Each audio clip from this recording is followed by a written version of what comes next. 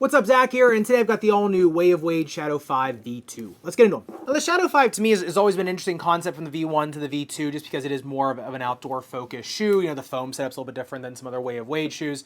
But if you look at it on the uppers, you can really tell, you know, right away what it is meant for. I mean, these uppers breathe like crazy from the tongue all the way into the meat of the uppers here into the forefoot. And then that wraps around all the way almost entirely around the shoe. And that's nice because it's expelling heat and moisture from, you know, all around the shoe. You look at this thing on the breathability test, it only heated up 103.4 degrees. The funny thing is if you keep, you know, Way of Wade's thermoplastic removable insole in these, then that heating goes up to 117.7 degrees. That removable insole does hold on to quite a bit of heat. Now, also, that removable insole also gives you a little bit more of a plush feeling, right? It kind of keeps your foot stable in the shoe. It's a lot more textured, so it does have some, you know, cost benefit there. But if you look at the breathability mapping of these things, you can see, you know, really the capabilities of these shoe. Fog is just blowing out of everywhere on these. So to me, I know I said this with the original Shadow 5, is that if you want more breathability, take out the Way of Wade more premium removable insole and just put anything just El Cheapo in there. You know, really you can just get something from Amazon, right, and throw it in there, or like, you know, something from your old shoes, and it'll breathe. It'll feel like it is breathing a lot better. It'll feel like a much more breezy shoe. If you don't really care about that, which a lot of people don't, they told me in the comments, if you don't care about that, then yeah, that removable insole is going to give you a little bit more of a plush feeling, a little bit more feelings of pop under there, and like I said, more importantly to me, it's so textured it does not allow your foot to move around in the shoe. And on the upper durability test, 10-second Tires Grit sandpaper, yeah, I mean, the burr starts to scuff up this drag guard, but the drag guard is so thick, it doesn't really matter. It does have some exposed foam there, so to me, you know, the exposed foam might start to look a little bit weird if you're dragging and sliding on an outdoor court, but there's enough protection underneath of it that the shoe will still, you know, the integrity of the shoe will still remain the same. Now, and that's interesting because if you look underneath of that, right, you know, there isn't a ton of padding in these shoes. It's mainly meant for breathability. And then if you go up the lace line, number one, the tongue, like I said, doesn't have too much padding on it, but it is padded more in the proximal ankle collar. The way the laces sit in the shoe, though, there really isn't a ton of irritation on them. And if you look, these lace eyelets here, these outrigger lace eyelets, they actually wrap underneath of the shoe and then around the other side. So your midfoot does get an incredible lockdown in these.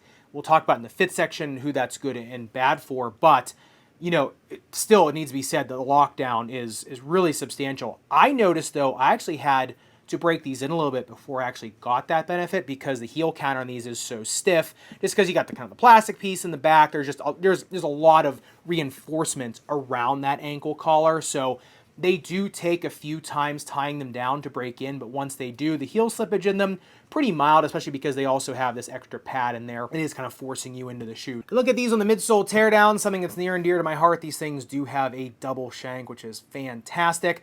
Number two, this is an entire bed of Cloud Plus foam, which, you know, it's not unforgiving foam. It almost just feels like a little bit more of a dense, more cookie dough feeling Phylon. It does have this breakout gritting here in the rear foot for a little bit more, you know, forgiveness underfoot. Then obviously the top loaded shank, and then like I said, the bottom loaded more tread bridge type shank. Thing is with this setup, if you look at it on the bounce height test, only 27 centimeters in the rear foot, 29 in the forefoot, and honestly, that's by design. The shoe is meant for a little bit more shock absorption because, like I said, use these on outdoor courts.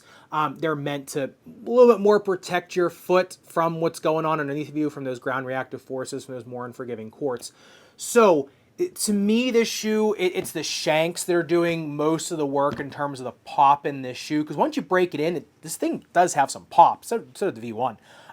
It's just that don't expect like that super, you know, bouncy, springy, but plush feeling that you get from some other Way of Wade shoes with their thermoplastic foams.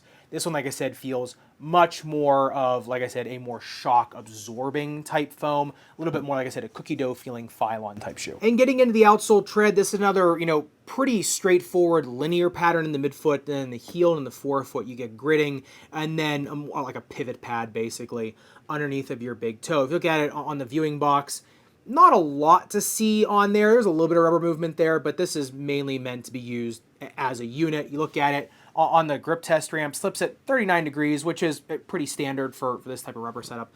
The one thing I noticed is on outdoor courts, they're meant for more forgiveness sliding forward, right? They're meant for, you know, when you come down on them, that your knee doesn't get all of that shock. It's actually dissipated a little bit. So they actually are a little bit more forgiving going front to back.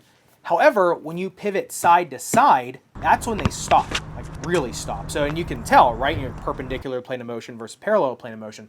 So, like I said, it's a feature, not a bug, that if you come down, toes facing forward, that, yeah, they are going to give a little bit of slip just so, your knee doesn't, get all that shock. But side to side, when, you don't want to slide underneath of you and then lose the ball, that's when these things really come to a stop on outdoor courts as well as indoor courts. I use them on both, and the profile is pretty similar on both of them in terms of the stopping power. So if you want a lot of stopping power, keep it, keep the side of your foot in front of you. If you want a little more forgiveness, then you can just go kind of axial straight up and down. And speaking of that, if you look at the speed ratio, these things only come in at a 1.89 because foam setup. However, with the shank score, it brings it up to a 2.29. And I think that's a little bit more where they deserve to be. Like I said, it does take a little bit of break-in to get the best parts of the shoe, right, to extract all the performance out of the shoe. If you look at this thing on the, outsole durability test, 10 seconds highest grit sandpaper, not even a millimeter of damage on this. Basically, the burr just scuffs this up. And that's pretty impressive for a shoe with rubber this thin. We've seen other shoes with thin rubber. I mean, the burr just starts working through it, even if it is a harder durometer rubber. In this one, it can withstand a lot of friction. I would just say that, like I said, once you kind of get to using that shank, kind of like on the Jordan 36 with that tread bridge, like I said, that's what's doing most of the work. So if you're going from coast to coast, right, if you're going straight up and down, you're going to notice the speed in these a lot more because the shoe has, more time to get up to speed. You're using more of a full gait cycle versus if you're more of in a contained area and you're looking for the kind of that short burst speed. That's more like Son of Flash territory, all City 12 type territory. But getting into the fit of the Shadow 5, this is where, it gets a little bit more confusing. These things have a, pretty standard 9-degree inflare. The one thing, though, is that the usable space in terms of length, only 28.5 centimeters, width only 8.9 centimeters, and then, a toe box taper of, 34 degrees, and then a toe box width of only 9.4 centimeters. So they don't have as much room in them as it looks when you got them in hand. It looks like a pretty open, big shoe. Plus that lockdown in them really kind of, scrunches the midfoot. Plus, you got the, the TPU bar that goes all the way around the lateral foot, which is great for containment. It's great for stopping power for sure, but you do have to be a little bit more of a slender foot to enjoy that a little bit more, not a lot of bumps and lumps. So I'd say a narrow and medium foot, and just go true to size. A 2E, I'd probably be going up a half size on these. A 4E, I'd probably be going up, I think you'd probably go up one size, just because, like I said, the length isn't as long. The usable space isn't as much as you think it will be. A 4E with a lot of lumps and bumps in their midfoot might be a mismatch with these locks versus someone with more of a slender foot. More of a streamlined foot is really going to love that feeling of lockdown. Because remember, there's a lot of shoes out there for narrow feet that don't lock them down great, just like there's a lot of shoes, that don't feel great for a 2E or 4E foot. So I think these are, like I said, a little bit more in tune with those slender feet that really want that midfoot lockdown. Now, in terms of the snake bitten foot, I'd say if you've got an orthotic in these, they're good for pretty much everything, because they get like a triple shank, basically. In terms, like I said, arch pain, arch strain, things like that, they're good on their own because of the shanks. The Light Foam Plus, like I said, it's shock absorbing. It's pretty forgiving.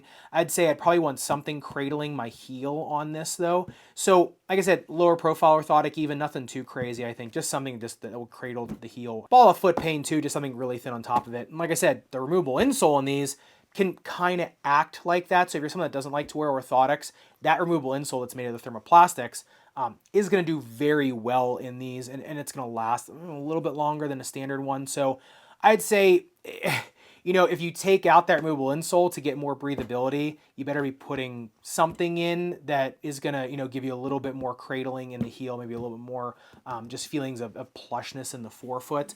But if you can keep that removable insole in, if you don't mind some of the increased heating on it, and for most issues you're going to get into on the bottom of your foot, they're not bad. And in terms of the performance, the Shadow 5 V2, really similar to the V1. Like I said, they're really good for more cross-country type uses, right? Going coast to coast, north to south in these things. And like I said, if you give the shanks enough time to work, then they will, basically, right? If you're trying to hustle for balls, fast breaks, things like that. Like I said, they're not the most nimble Way of Wade shoe in the lineup, right? I mean, there's, obviously, the Way of Wade 11 versus these in terms of a contained space, quick side-to-side movements. There's really no comparison. But in terms of, like I said, going north to south, especially on an outdoor court, right, where you could really use some assistance a lot of times, right? Those courts are very unforgiving. They're not giving a lot back, right? They're giving too much back in terms of shock up your leg. this can really be an asset if you're someone that really is hustling from the back and forth. So I'd love to hear your thoughts in the comments down below, especially if you've gone with the V1 or if you like the Shadow 5 line versus some of the other Wades, or if you've gone with other models versus these. Love to hear your thoughts in the comments down below. And if you do want to see what I'm talking about with the Wave Wade 11 and just the insanity that is the performance of that shoe, make sure you click into this video up above and subscribe down below. Respect your rubber and foam. I'll see you somewhere in the Sneakerverse.